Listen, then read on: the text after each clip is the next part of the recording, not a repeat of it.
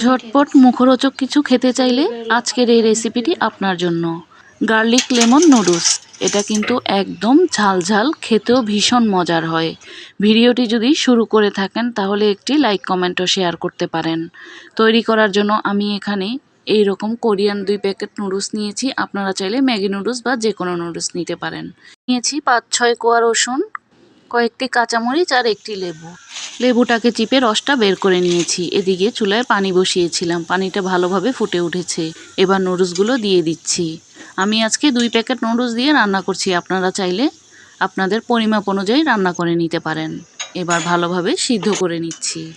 নুডলসগুলো ভালোভাবে সিদ্ধ হয়ে গিয়েছে। এবার নুডলসগুলোকে পানি ঝরিয়ে তুলে নিচ্ছি। কোরিয়ান এই নুডলসটা একটু বেশি মোটা থাকে, এজন্য এটা সিদ্ধ করতেও কিন্তু একটু সময়টা বেশিই লাগে। আপনারা চাইলে ম্যাগি নুডলস বা অন্য যে কোনো নুডলস দিয়ে এটা রান্না করে নিতে পারেন। ভালোভাবে পানি ঝরিয়ে নুডলসগুলোকে আমি তুলে নিয়েছি। এখানে নিয়েছি আমি এই রকম 2 টুকরা লেবু, কয়েকটি কাঁচামরিচ কুচি আর ওই রসুনগুলো কুচি করে নিয়েছি। এখানে প্রায় 5-6 কোয়া রসুন আছে। প্যানের মধ্যে বাটার দিয়ে দিয়েছি 1 টেবিল চামচ। আপনারা চাইলে তেল দিয়েও রান্না করতে পারেন। দিয়ে দিয়েছি এখানে কাঁচামরিচ কুচি, রসুন কুচি। কাঁচামরিচ আর রসুনটাকে একটু ভেজে নিচ্ছি।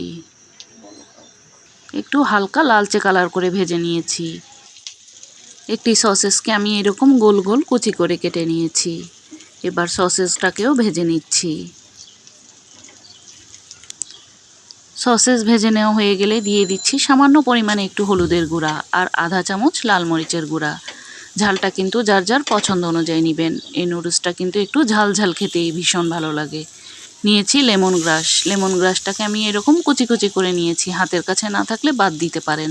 দিয়েছি সামান্য ধনিয়া পাতা কুচি আর নুডলসের প্যাকেটের সেই মশলাগুলো। এবার নাড়াচাড়া দিয়ে আরেকটু ভালোভাবে মিশিয়ে নিচ্ছি। সিদ্ধ করে নেওয়া নুডলসগুলোকে এবার দিয়ে দিচ্ছি। এবার নুডলসগুলোকে একটু ভাজা ভাজা করে নেব। আমি আজকে মাত্র 10 মিনিটে এই রেসিপিটা তৈরি করেছি। নুডলসগুলো ভেজে নেওয়া হয়ে গেলে দিয়ে দিচ্ছি লেবুর রস। আমার এখানে 2 টেবিল চামচের মতো লেবুর রস হয়েছে।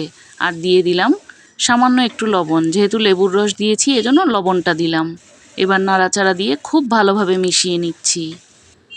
নুডলসটা কিন্তু এখন একদম ভাজা ভাজা হয়েছে, দেখতে এখন এই রকম হয়েছে। এবার গরম গরম কিন্তু পরিবেশনের পালা। এটা খেতে কিন্তু খুবই মজার। যারা একটু স্পাইসি খাবারগুলো পছন্দ করেন, আজকের এই রেসিপিটা কিন্তু তাদের জন্য।